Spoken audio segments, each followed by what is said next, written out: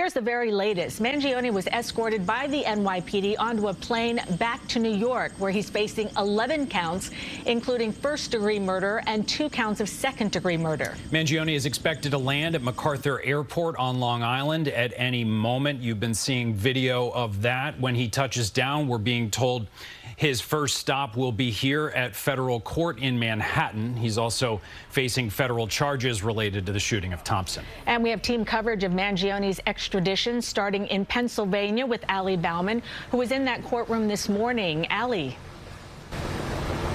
Cindy and Doug, Luigi Mangione seemed relaxed, and I would even say he looked tired inside court this morning. I had a direct view of him throughout the entire 90-minute appearance in that courtroom, a courtroom which was filled with reporters, locals here, and even supporters of his, as well as about a dozen or so NYPD officers seated directly behind him, waiting to take him back to New York.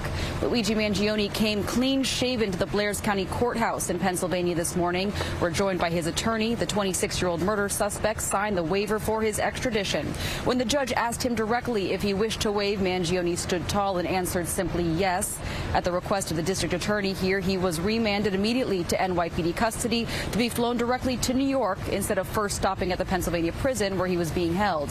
Mangione's attorney here in Pennsylvania told the court things have changed since they initially fought extradition last week, saying they have been in constant communication with his legal counsel in New York, and he is now confident this decision is in his client's best interest.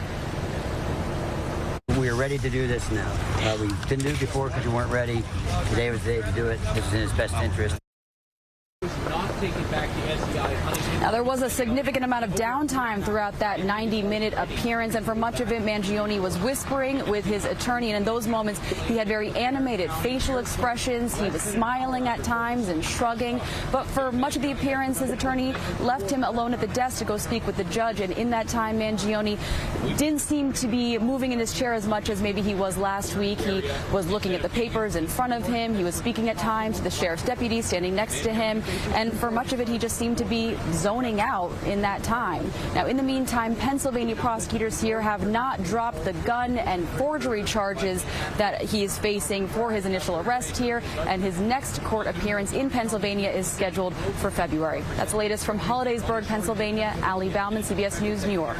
All right, Allie, thanks so much. And our team coverage continues now with Lisa Rosner. She's outside federal court in Lower Manhattan, where he's expected to face additional charges today. Lisa. Well, Doug and Cindy, out on top of 11 state charges. Sources tell CBS News that Mangione is expected to be charged with a federal crime, and he is expected to appear here in U.S. District Court this afternoon. It's a big day of court appearances for Luigi Mangione, who was clean-shaven in an orange jumpsuit in Pennsylvania Thursday morning. That could be his first of 3 judges he'll face by the day's end. After the NYPD takes him by plane to New York, he's expected to appear in federal court and possibly also Manhattan criminal court.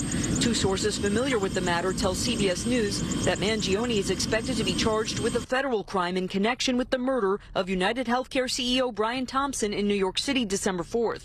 Mangione's attorney, a former Manhattan prosecutor, said the federal government's reported decision to pile on top of an already overcharged first-degree murder and state terror case is highly unusual and raises serious constitutional and statutory double jeopardy concerns. We are ready to fight these charges in whatever court they are brought. Earlier this week, Mangione was indicted on 11 charges by the state, including first-degree murder and in furtherance of terrorism. A rep for the Manhattan DA said, as alleged, this defendant brazenly shot Mr. Thompson point blank on a Manhattan sidewalk. The Manhattan DA's office, working with our partners at the NYPD, is dedicated to securing justice for this heinous murder with charges of murder in the first degree. The state case will proceed in parallel with any federal case. And we are still waiting for word on what the federal charge or charges will be. We know that the flight carrying Mangione is over Long Island right now, so we do expect him to be taken here to federal court sometime this afternoon. We're live in Lower Manhattan. Lisa Rosner, CBS News, New York. All right, Lisa, thanks so much. And there is so much to unpack in this case in terms of the legal analysis, so we're going to an expert. That's right. Joining us now is trial attorney Rich Schoenstein. Rich, thank you for joining us. There's so many changes this morning. It appears his first stop is now going to be federal court. Talk about the significance there. Well, I was a little surprised to see that because we already had a grand jury indictment in state court, and I haven't seen, I gather there's a federal charge now, but I haven't seen it yet. The federal charges are significant because they would have a possibility of a death penalty, right, which you couldn't get under New York state law. But that might be in play in a federal murder prosecution. I think that's the most significant aspect of it. And then he could be under indictment in both federal and state court. Mangione, Rich, has been indicted on 11 charges, state charges, most notably first-degree murder in the furtherance of terrorism. Manhattan DA Alvin Bragg said that charge was warranted because the killing was, quote, intended to evoke terror. How difficult will that be for prosecutors to prove that charge in court? Right. It adds a level of difficulty to a murder charge because it's one thing to prove that he intentionally killed the guy. That's sort of obvious if it turns out to be him. If you can prove it's him that pointed a gun at the man's back and fired, that is intentional. But to prove that it was an act of terror, you're going to have to kind of get into his thinking about why he did it.